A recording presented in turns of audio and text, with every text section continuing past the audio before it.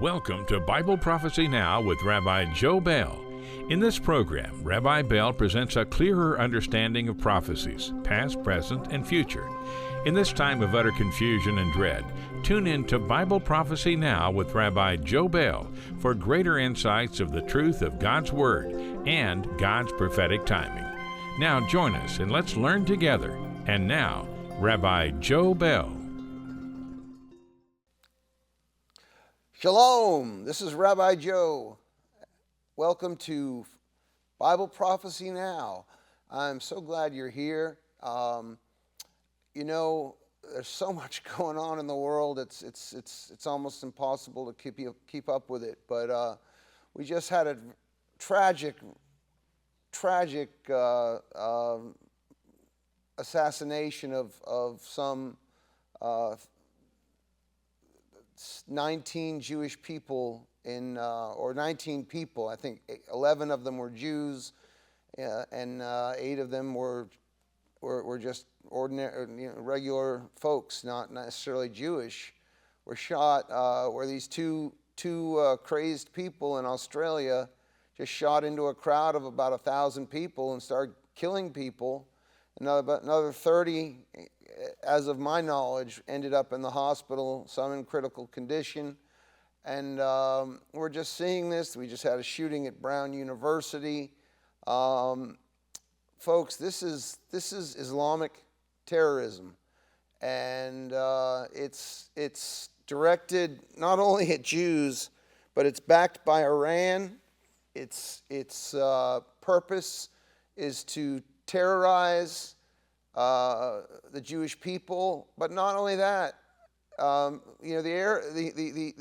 Muslims, especially the radical Muslims, they say that Israel is the little Satan and America is the great Satan. And so, if you were to look up in Google how many churches have been attacked and how many shootings there have been in churches in America, you'll find it far exceeds the number of synagogues that have been attacked, even though some of the first mass murders in synagogues have just taken place within the last 5 years or so. Far more churches have been attacked. And if the problem is in mindset, and it goes back to Nazi Germany, probably before that, but in Nazi Germany, when the Jews were being persecuted, their Christian neighbors, for the most part, just turned the other way and didn't look and didn't help them, didn't hide them mostly. They just let them get dragged away to concentration camps and thought, well, I'm safe, I'm going to be okay. But by the end of the war, most of those people were dead because when the Russians came in and the Allies came in and bombed Germany and just took over, ended the war, and they blew Germany to pieces, and over 1 million Germans died in that final end of the war. But not only that, millions of Germans died during the war, and so nobody gets out, nobody escapes this kind of terrorism. And I got to tell you, it's aimed at you. And now, right now, it's Christmas time, and people are decorating and planning family events and holiday celebrations, and that's all good and nice and beautiful and lovely. But the reality is, you have the Jesus who celebrates Hanukkah in John 10:22. His winter holiday is Hanukkah. And the only mention of a new holiday, as I've been teaching, if you've watched my show for the last two weeks, 3 weeks, I've been teaching on Hanukkah. And it's the Feast of Dedication in John 10:22. And, Jesus celebrates Hanukkah. Notice he never celebrated Christmas in the Bible. I'm just pointing out facts. I'm not trashing it and telling you not to celebrate anything. I'm just pointing out that he never celebrated Christmas. In fact, Christmas didn't even come to the Middle East and to Israel until the 4th century, when the mother of Constantine, the Emperor Constantine of Rome, of Constantinople, that's where the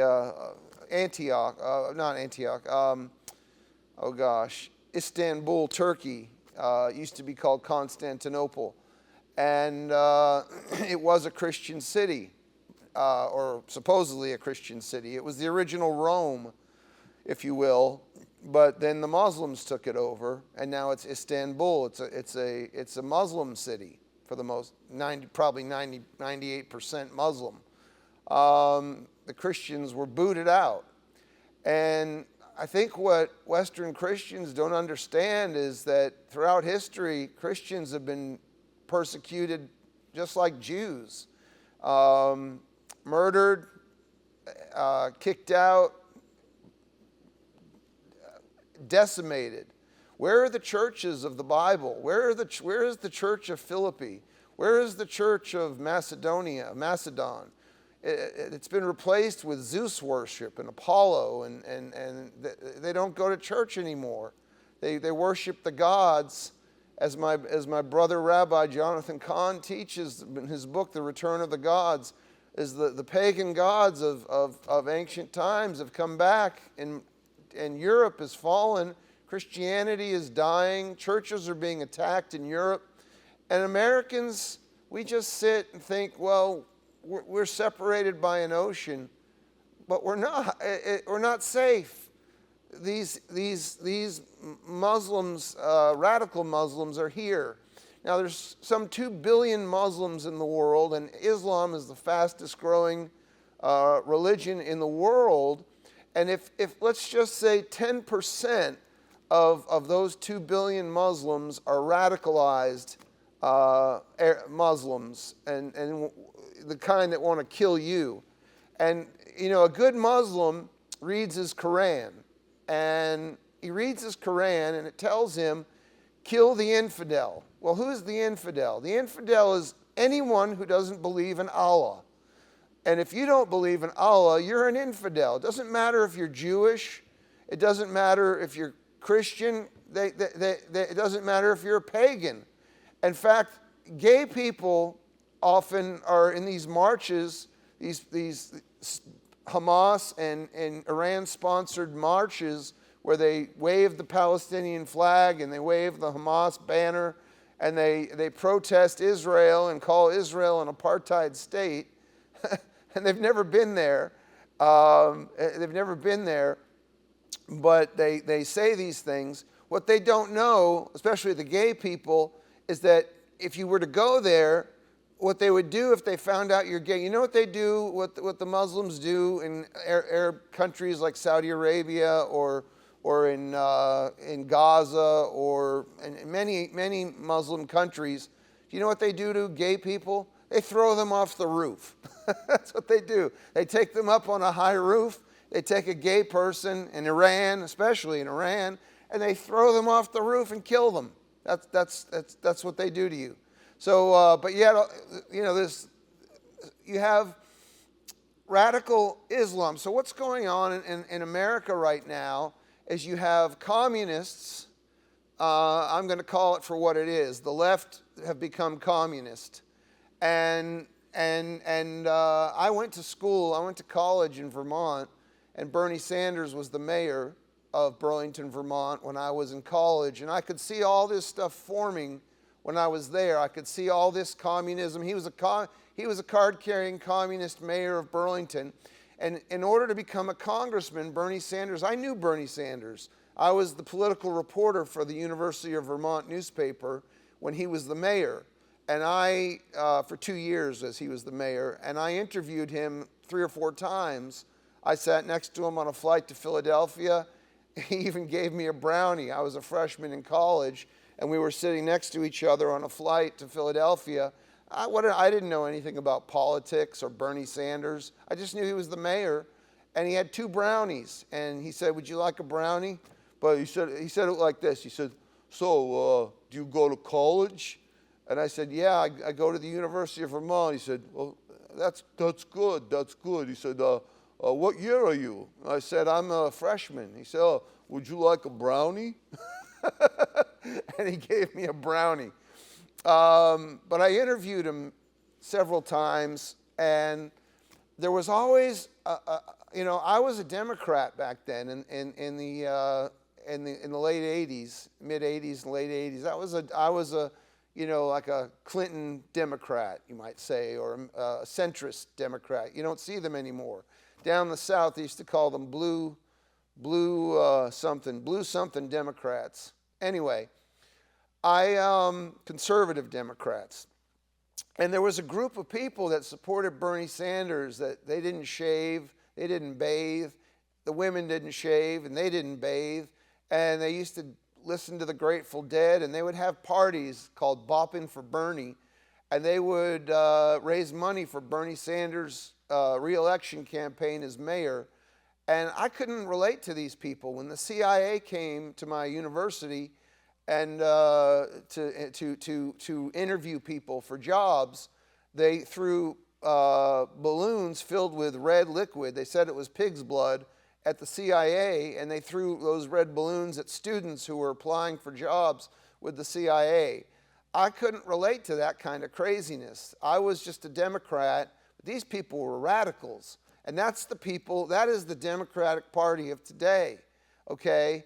Now, so you've got radical Islamists, fundamentalist Islam, and you've got communists, leftists, like Jasmine Crockett and all these Ilhan Omar and AOC working together, and people in the middle who like the old timers like Chuck Schumer, who used to be a middle of the road kind of guy. They're terrified of these leftists, but they're working together. The communists, the far left, the Democratic Party has gone radical left, and they're woke. They're for men and women's bathrooms.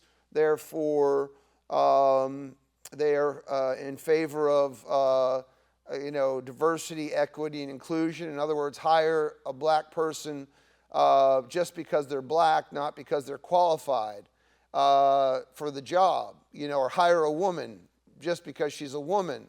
Joe Biden said he was going to have a vice president who was a black woman. It didn't matter if she was qualified, which she wasn't. Kamala Harris, she wasn't qualified, but he picked a black woman just because she was a black woman. Based on, Martin Luther King said, "Do not judge a man by the color of his skin, but by the content of his character." By the content of his character, and that's not happening on the left anymore. They're judging by the outward appearance. And frankly, they'll do anything. They'll destroy America to bring down Donald Trump. They'll destroy the economy. They'll destroy this country. But the point I really want to get to, friends, is that they're working together with the communists on the left, are working together with the radical Islamic people in this country, and there's a lot of them. There's hundreds of thousands of radical fundamentalists, Muslims in this country who really want to kill you. That's what their goal is, to take over, to populate. Do you know that the average Muslim household has about 12 children, and the average American household has not even 1.2 children? So that means that our birth rate, we're not, if a man and a woman are having children, we're not growing. We're having 1.8 children or something, and we're not even duplicating ourselves. The only thing that's helping us are the Hispanics, the Latinos. But even many of the Latinos are turning against, not all of them, but many of them are turning against America, and they're in favor of you see them waving Mexican flags and El Salvadoran flags and Guatemalan flags. They're not patriots. When you see their parades, you don't see American, they only burn American flags. But here's what happened in Nazi Germany.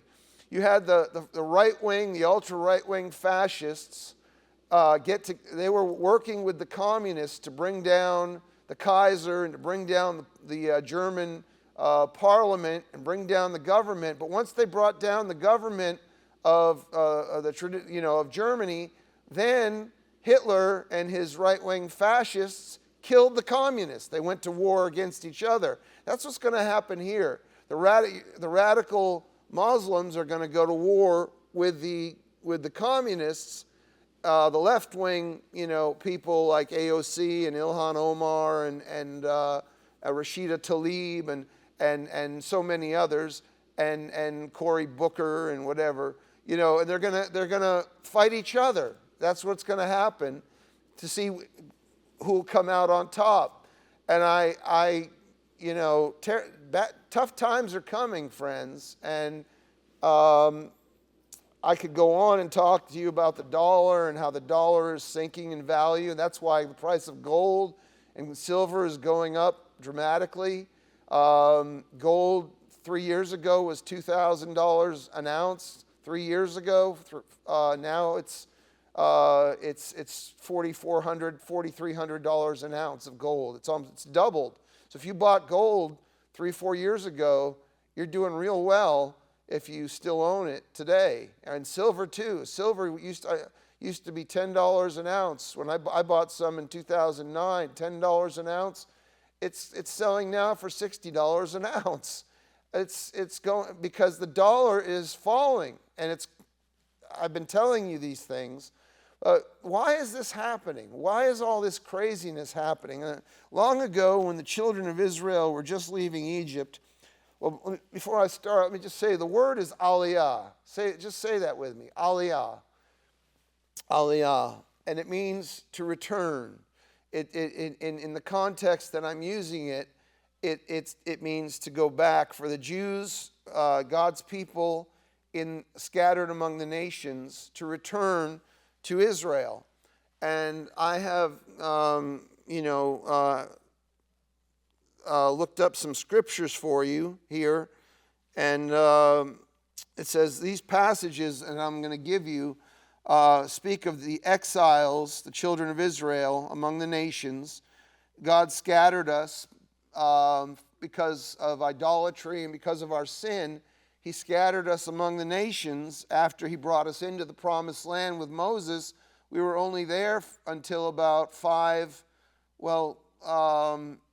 in 70 AD, we were pretty much scattered. At 135 AD, most Jews had left the promised land and been dragged off to the nations of the earth. And that was all part of the plan, but this is what God says in Isaiah 11 through 12. He says, the Lord will recover. This is Aliyah. This is bringing the Jews back. The Lord will recover the remnant of his people from many nations and gather together the dispersed of Judah from the four corners of the earth, bringing them back to their land. He's going to bring us back.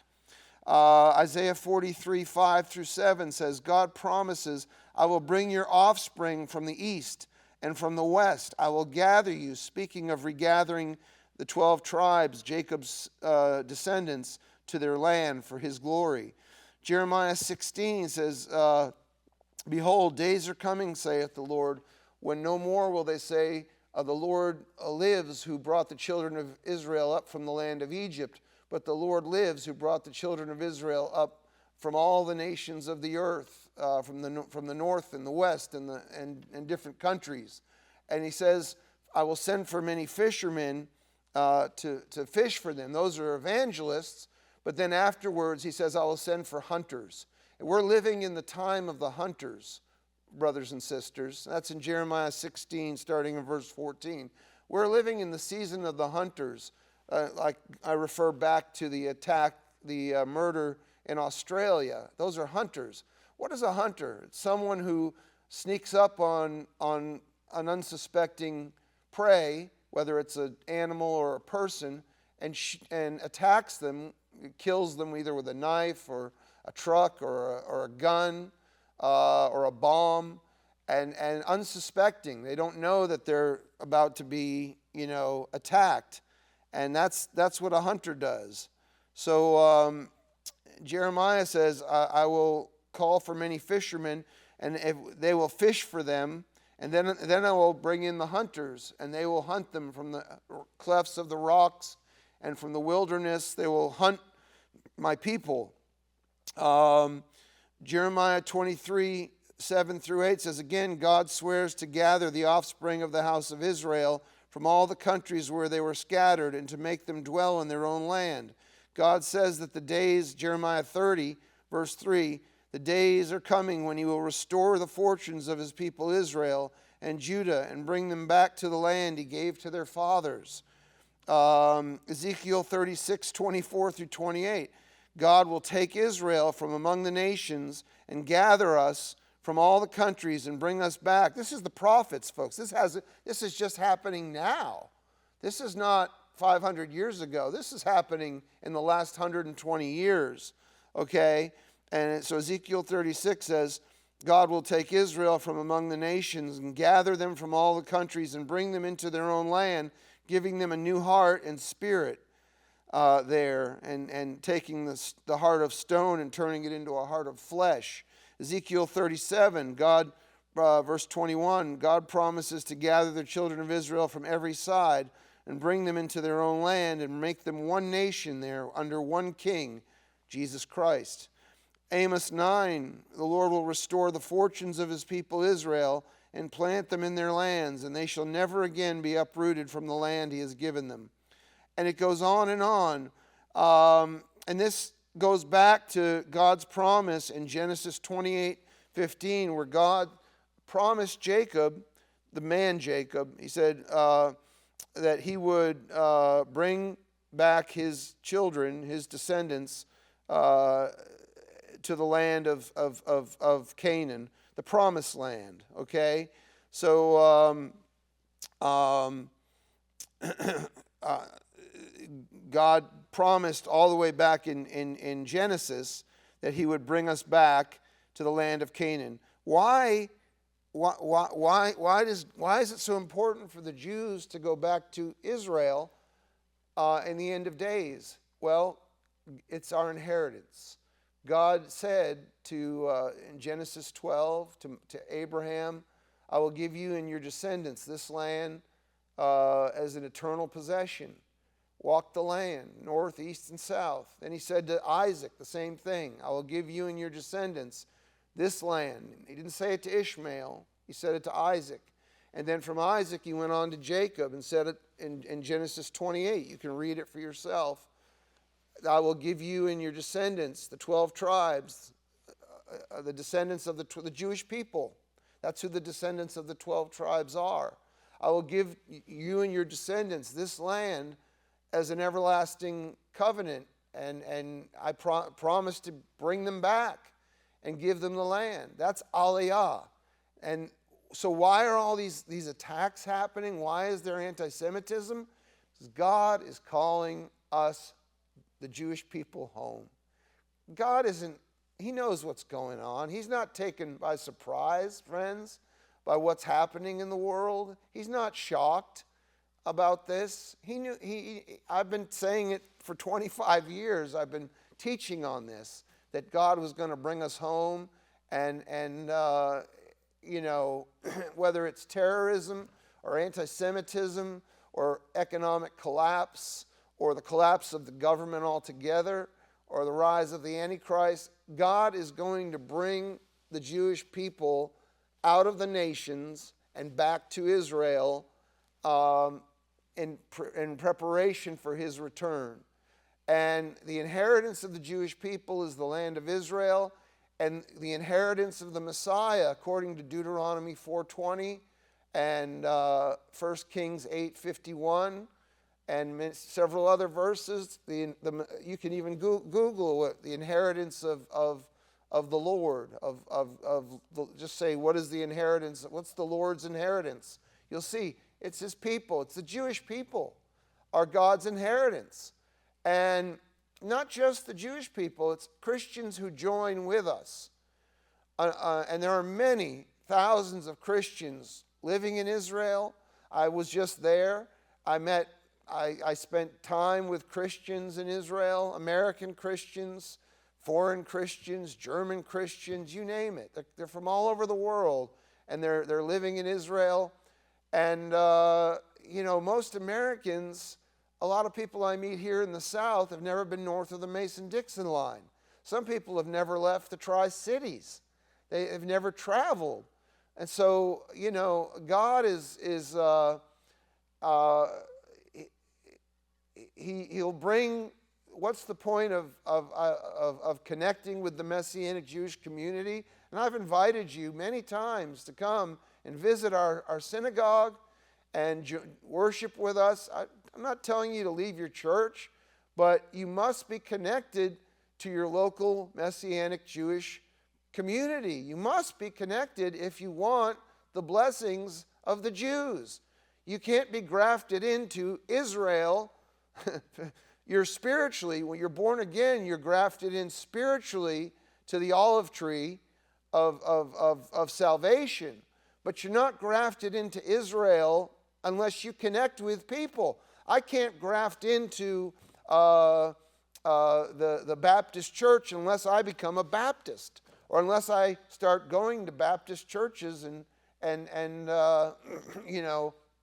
unless I start fellowshipping with Baptists, or if I wanted to become a Pentecostal or Church of God, and I'd have to go hang out with Church of God people and go to visit them and worship with them. And so I would be, considered as part of the family. But if you don't connect with us, with the Messianic Jews, how can you say that you're grafted into Israel? You can't. And God is going to bring, and if you read Isaiah 11, God is going to bring many Christians back to the land with the Jews. Ezekiel 47:21 is a great verse where God says that for the Gentile, the stranger who dwells among you, I want you to give that stranger, that Gentile who's dwelt among you in your community, in other words, in your Messianic Jewish community, that Gentile who's dwelt with you, and we have many Gentiles in our community, most of them are in my community, and they will be given an inheritance, Ezekiel 47:21, in the land of Israel when the Lord comes back. That is Aliyah, my friends, and that is coming, and that's why all this terrorism is happening. And so, God bless you. Shalom. This is Rabbi Joe. You've been watching Bible Prophecy Now with Rabbi Joe Bell. Please join us next week at this same time and place for more regarding today's world events and prophecy. To contact Rabbi Bell, please go to www.forzionsake.org. Rabbi Bell's mailing address is For Zion's Sake Ministries, P.O. Box 1486, Bristol, Tennessee 37620. Until next week, Shalom.